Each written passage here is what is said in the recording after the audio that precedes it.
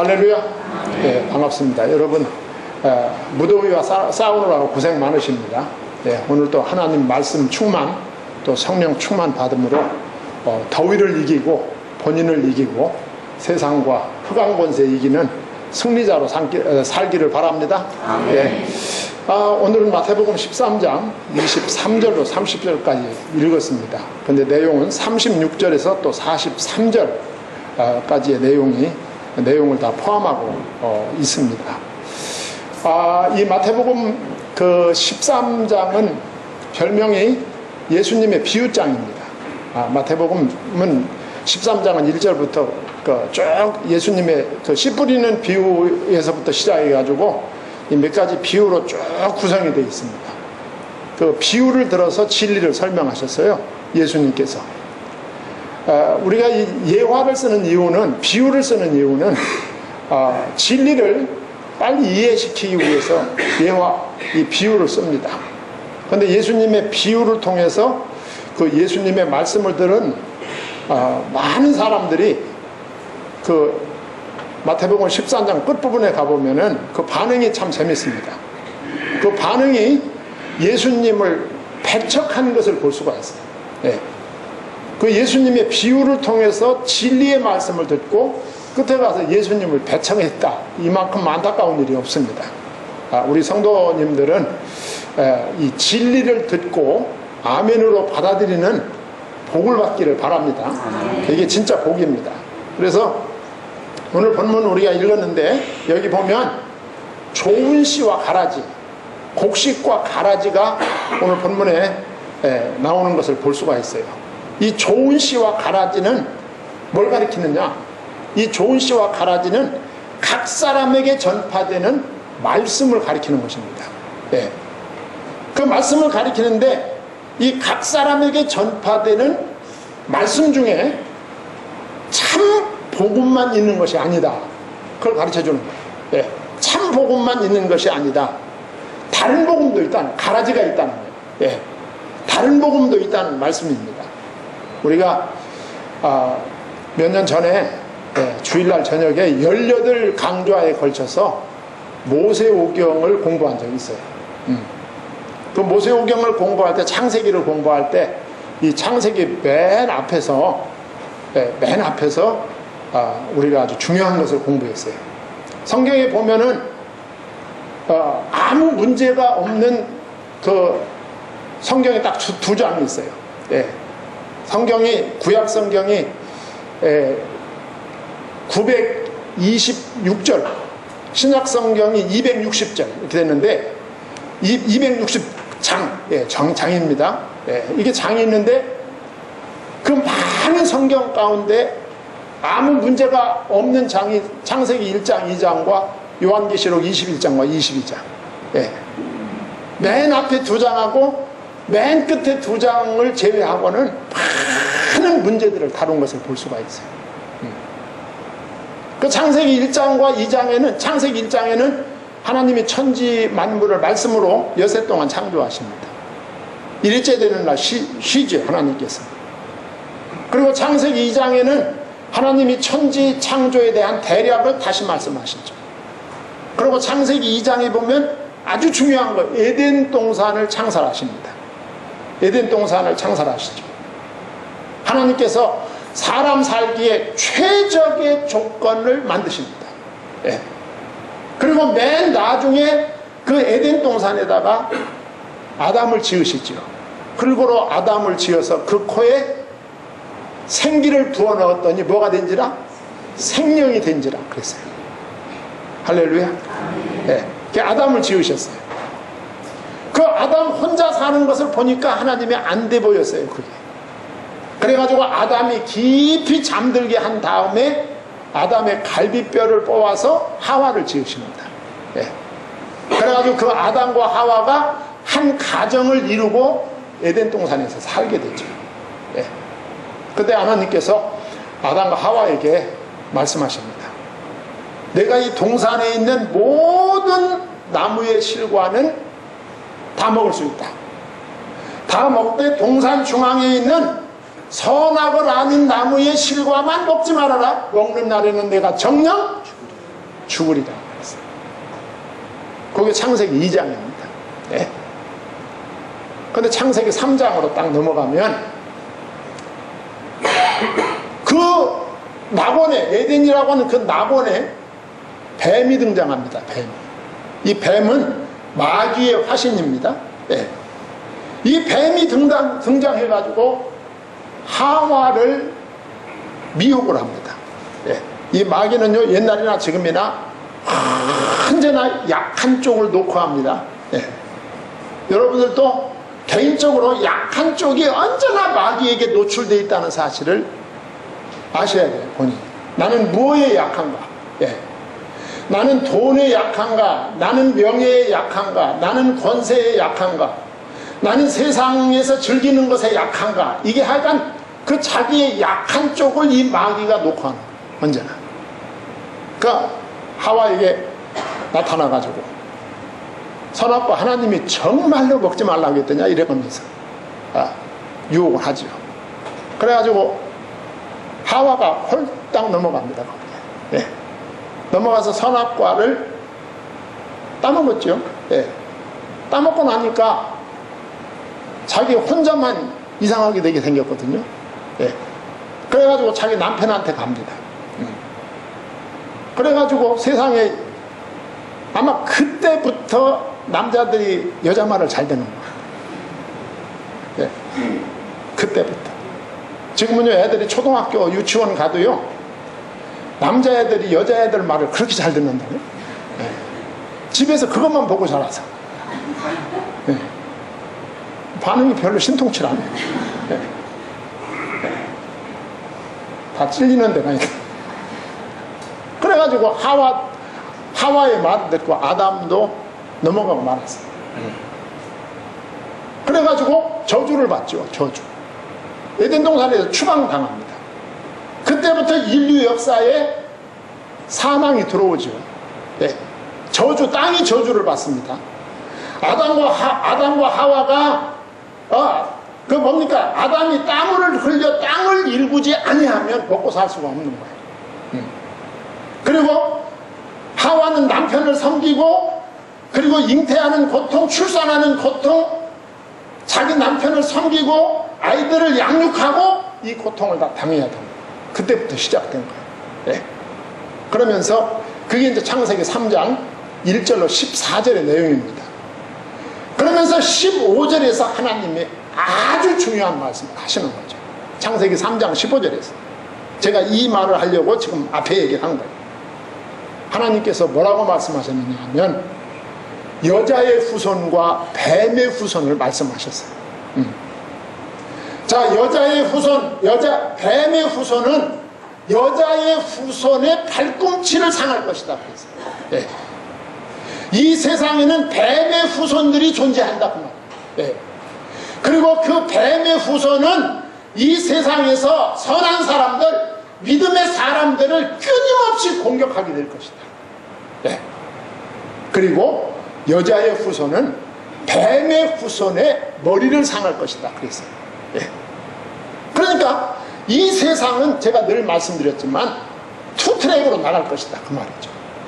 여자의 후손이 존재하고 뱀의 후손이 존재하는데 이 두 세력은 세상 끝날까지 전쟁을 벌일 것이다. 그 말이죠. 싸움을 하게 될 것이다. 하나님께서 말씀을 그렇게 딱 하셨어요. 그리고 세상 역사가 하나님의 말씀대로 선과 악, 이 투 트랙으로 나가는 것을 볼 수가 있어요. 선이 있는가 하면 악이 존재하죠. 하나님의 자녀, 여자의 후손, 하나님의 자녀가 있는가 하면 악한 마귀, 뱀의 후손들이 존재한다.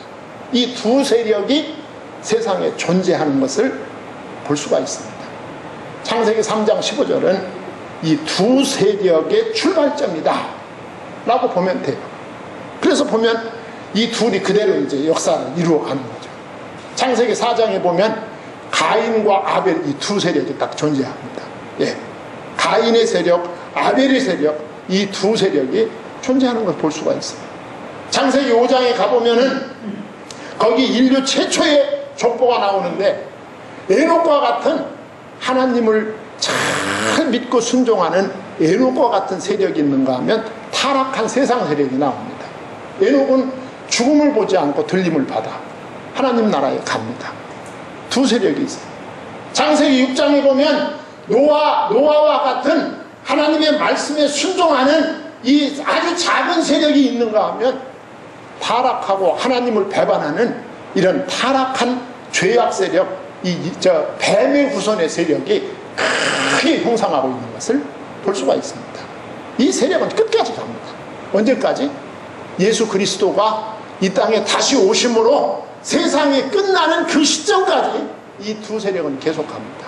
계속 하게 되어 있어요. 다윗 왕이 있는가 하면 그를 반대하는 사울 왕이 있습니다. 예. 언제나 이 두 세력이 역사 속에서 같이 가면서 전쟁을 벌이는 것을 볼 수가 있어요. 예.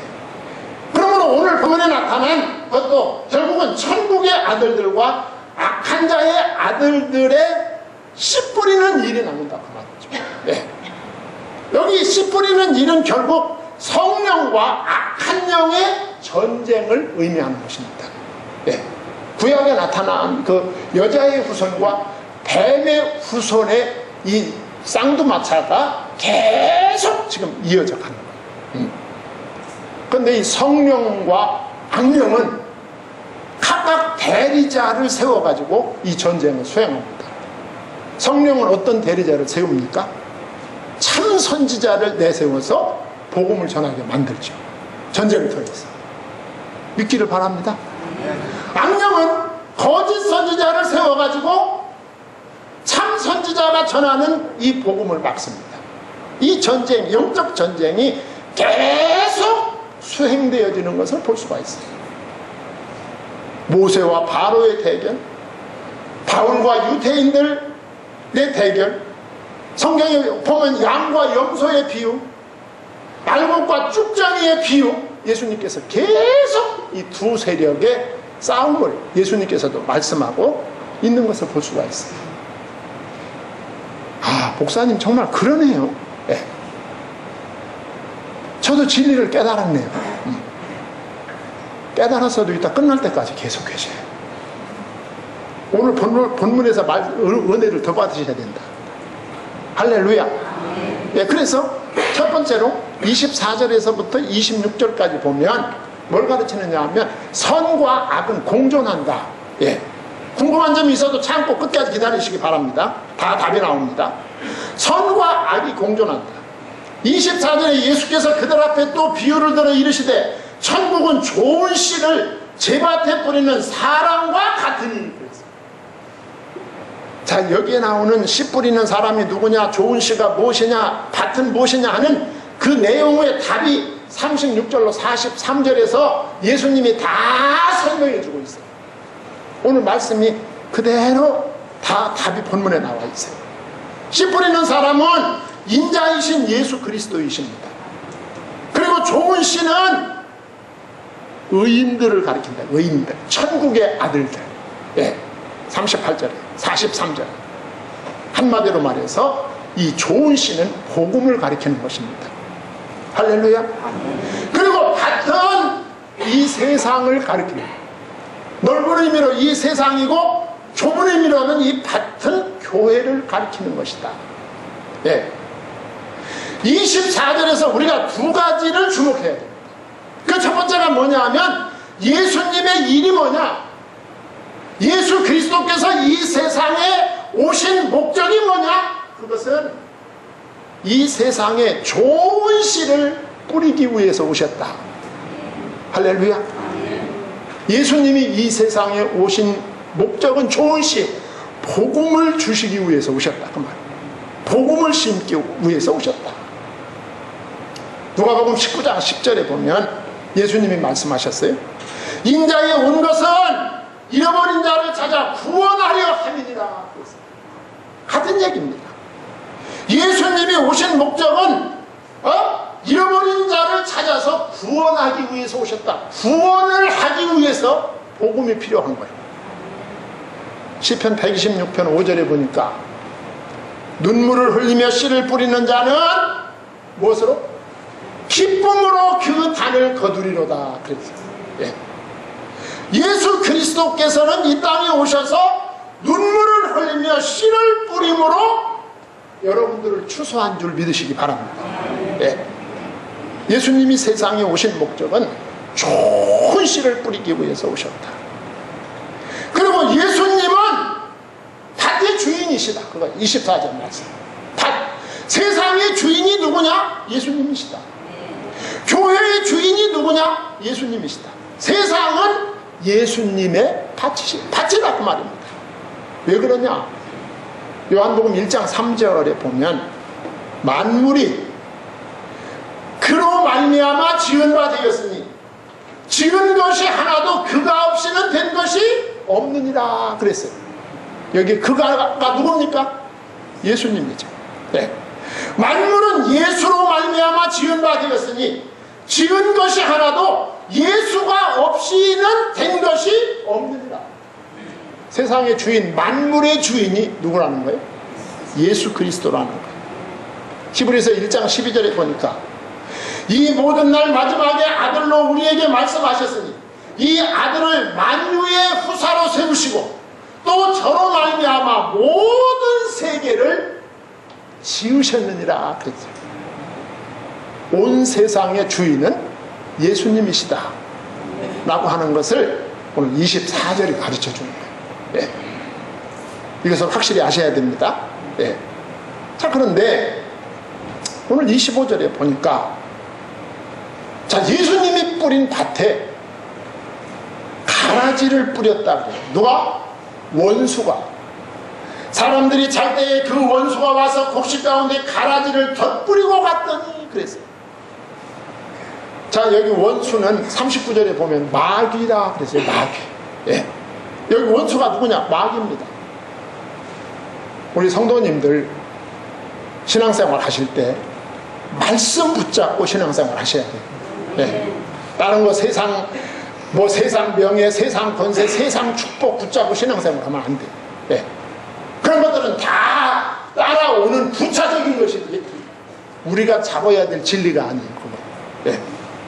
자, 원수가 뭐냐? 마귀다. 마귀. 그 마귀는 뭐 하는 존재냐? 속이는 존재. 속이는 존재. 진리를 대적하는 자예요. 예.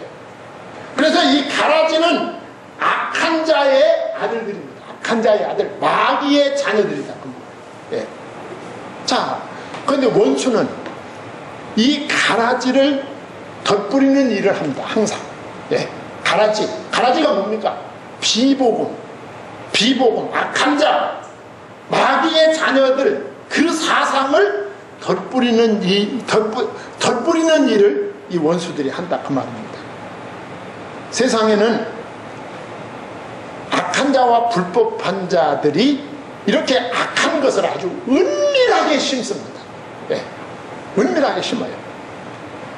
오늘 은밀하게 심는다는 의미는 25절에 보면 잘 때에 그런 말입니다. 잘 때. 예. 사람들이 잘 때에 그 말입니다. 요 잘 때란 말은 내가 인지할 수 없을 때를 가리킵니다. 예. 인지할 수 없을 때. 사람들이 피곤해서 잠들면 누가 떼명하도 몰라요. 떼명하도. 잠 잘 못 주무시는 분들 옆에 사람이 그렇게 자면 밉살 맞다고 하더만. 예. 나는 잠도 안 오는데 그냥 세상이 떠나가도 모르고 잠자는, 아무것도 모르고 잠자. 예. 인지할 수 없을 때, 너무 분주하면 내가 이 세심하게 내 영적 상태를 챙길 수가 없죠.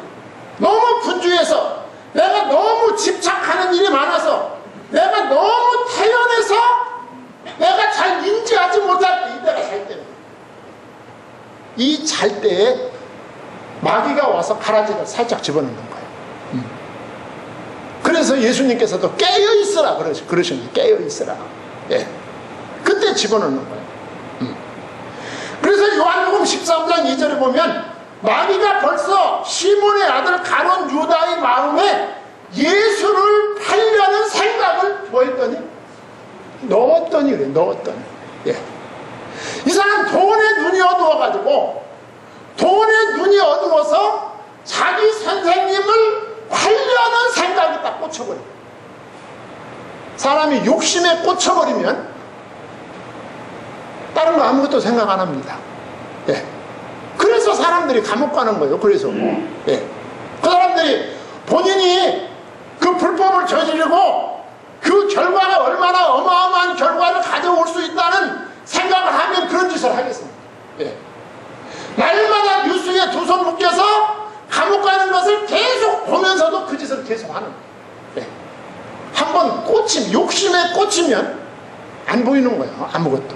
예. 그게 바로 인지할 수 없는 상태, 잠자는 상태. 예.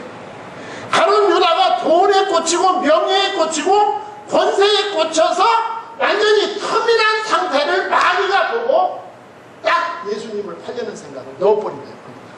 예. 이것만 끝이 아니에요. 사도행전 5장 3절에 보면 이런 말씀이 있어요. 베드로가 이르되 아나니야야 어찌하여 사단이 네 마음에 가득하여 네가 성령을 속이고 땅값 얼마를 감추었느냐. 이 말 하는 순간 저주받아 그 아내와 남편이 차례로 죽어 시체로 떼면한 거죠. 예. 땅을 바친다고 할 때에는 좋은 마음으로 했어요.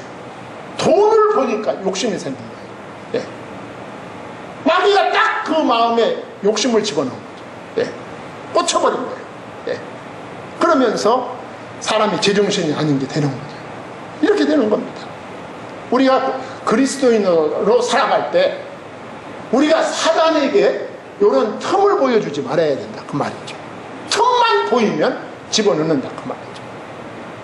자, 원수가 동일한 밭에 씨를 뿌린다. 악한 자가 선한 자 중에 뿌려진다는 얘기죠. 세상과 교회에는 천국의 자녀들과 사단의 자녀들이 공존하고 있다는 사실입니다. 네. 이건 경고예요, 경고. 세상에 주는 경고, 교회에 주는 경고입니다. 예. 성도 여러분, 개개인에게 우리 주 예수께서 주는 경고야. 예. 이 세상은 천국의 자녀들만 존재하는 것이 아니다. 예. 이 세상에 있는 교회는 천국에 있는 자녀들만 존재하는 것이 아니다. 마귀는 교회를 파괴하려는 계획을 가지고 심고 그 가라지가 자라게 합니다. 예. 언제까지입니까? 예수님이 다시 오시는 그날까지 이 일이 계속된다. 예. 이 마귀적 현상에 낙심하지 말아야 돼요. 우리는 이 세상은 예수님이 다시 오심으로 문제가 해결됩니다. 그때 완전해지는 거예요. 예수님이 다시 오실 때 완전해지죠. 예. 이 세상에는 많은 정치인도 있고 영웅도 있고 많은 사람들이 있지만 영웅 혹을 가인 열사들이 있지만 그 사람들이 문제 해결하지 못합니다. 예. 여러분들 정치에 대해서 정말 복음적인 그리스도인은 정치에 대해서 너무 큰 기대를 하지 않습니다. 예. 왜냐하면 그들이 해결할 능력이 없음을 이미 다 알거든요. 우리는 말씀을 통해서. 예. 너무 기대하지 마세요. 예. 그런데 이 가라지가 자기 정체를 드러낼 날이 반드시 옵니다. 26절 싹이 나고 결실할 때에 가라지도 보이거든요. 그랬어요. 예. 하여간 이 세상은 선과 악이 우리 주님이 심판주로 오시는 그 순간까지 존재하게 되는 것이다 라고 하는 것을 우리에게 예수님께서는 이 비유를 통해서 보여줍니다. 그 다음에 두 번째로는 27절에서 29절까지 보니까 자 이렇게 말씀하시니까 집주인의 종들이 이제 궁금해진 거야. 예. 궁금해져서 뭐라고 질문하느냐 하면 선생님 그 악이 어디서 왔습니까? 이렇게 물어보는 거예요. 27절 집주인의 종들이 와서 말하되 주여 밭에 좋은 씨를 뿌리지 아니하였나이까. 그런데 가라지가 어디서 생겼나이까. 그랬어요. 궁금한 게 당연하죠. 예수님께 물었어요. 네. 자, 이 질문을 보면 그리스도인은 현세의 악의 근원을 정확하게 설명하지 못합니다. 네. 그러나 주인은 즉각적으로 그것이 원수의 소행임을 알았어요. 예수님은 알고 계십니다. 그래서 예수님이 명료하게 밝힙니다. 28절, 29절. 악이 존재하는 것은 마귀 역사다. 주인이 이르되 원수가 이렇게 하였구나 그랬어요. 예. 예수님은 조금 더 주저하지 않고 대답하셨어요. 예. 자, 종들이 말하되 그러면 우리가 가서 이것을 뽑기를 원하나이까? 그랬어요. 예. 당장 우리가 이것을 제거해 버릴까요? 이렇게 예수님께 다시 물은 거예요. 우리가 농사를 지을 때 잡초를 제거하는 것은 농사의 아주 중요한 일부분입니다. 예. 농사할 때 잡초를 제거하지 않으면 결실이 제대로 되지 않습니다. 영양 부족으로 되지 않아요. 예. 그렇지만 이 잡초 제거를 아무 때나 하는 건 아닙니다. 예. 잡초 제거할 때가 있어요. 그 곡식이 어릴 때나 그 곡식이 자랄 때 하는 것이죠. 예. 곡식이 다 자라서 결실을 바라볼 때 불가능합니다. 왜 그러냐 하면 곡식의 뿌리를 건드려서 결실을 방해할 수가 있다. 예. 그래서 주인이 뭐라고 했느냐? 주인이 이르되 가만두어라. 가라지를 뽑다가 곡식까지 뽑을까 염려하노라. 가만두라고 그랬어요. 악이 존재하도록 가만두어라. 가만두어라. 가만두어라. 허락하다, 용납하다, 용서하다 이런 표현입니다. 자, 여기서 우리 예수님께서 왜 이 세상에 악을 존재케 하셨을까? 예, 두 가지 이유입니다. 가라지는 성도가 이 세상에서 우리가 성도로 살아가면서 용납하고 용서하는 자로 지어가는 길에 필요한 도구로 존재하는 것입니다. 우리 그리스도인의 삶은 용납하고 용서하는 삶입니다. 그 악한 가라지들을 보면서 그런 인격을 키워나가는 데 필요한 도구로 하나님이 주신 것이다. 믿기를 바랍니다. 네. 나는 저렇게 되지 말아야지. 네. 내 주변에 저 가라지 같은 사람이 있지만 그래도 내가 저를 용서하고 저를 받아들여야지 하는 이 그릇 지우기 위해서 우리 인격을 우리 그리스도의 인격까지 도달할 수 있도록 만들기 위해서 하나님이 그런 도구들을 쓰시기 위해서 존재케 하신다 그 말이죠. 그리고 또 한 가지는 그리스도인들은 거룩한 구별된 삶을 살아가야 되는 거예요. 이 세상은 광야입니다. 광야는 훈련 현장입니다. 훈련 현장. 이 훈련 현장 같은 광야 같은 세상에 그리스도인의 거룩 훈련에 소품으로 쓰는데 가라지가 필요하다 그 말이죠. 하나님이 그래서 존재하게 하는 것이다. 언제까지? 주님 오시는 그날까지. 주님 오시면 그날의 모든 성도가 완전해지기 때문에 더 이상은 이런 소품이 필요 없습니다. 믿기를 바랍니다. 네, 그날까지 필요한 거예요. 여러분들 세상 살면서 이런 큰 어려움이 있어도 하나님의 이 깊은 뜻을 이해하시고 낙심하지 않기를 바랍니다. 네. 우리는 세상이 악하고 세상이 험하면 험할수록 용납하고 용서하는 자로 성장해 가야 됩니다. 네. 내 주변 사람들을 용서하고 내 주변 사람들을 용납하고 받아들이는 그런 그리스도인으로 커가야 된다 그 말이죠. 그리고 구별된 하나님의 자녀로 성장해 가야 된다 그 말입니다. 그러기 위해서 그런 도구들, 그런 소품들이 필요하다. 하나님의 사랑의 한 모습을 우리에게 보여주는 겁니다. 자, 그러면서 세 번째로 하나님께서 우리에게 큰 격려를 주는 것은 두 종말이 있다는 거예요. 예. 가라지의 종말과 곡식의 종말이 반드시 있다. 예. 다른 말로 말하면 악인의 종말과 의인의 종말이 반드시 있다. 여기도 역시 투트랙이죠. 예. 악인의 종말과 의인의 종말이 반드시 있다. 그래서 30절 중간 41절 42절에 보면 악인의 종말이 나옵니다. 둘 다 30절에 둘 다 추수 때까지 함께 자랑해 두라. 추수 때에 내가 추수꾼들에게 말하기를 가라지는 먼저 거두어 불사르게 단으로 눕고 그랬어요. 예. 불사르기 위해서, 지옥불에 던지기 위해서 단으로 눕거라.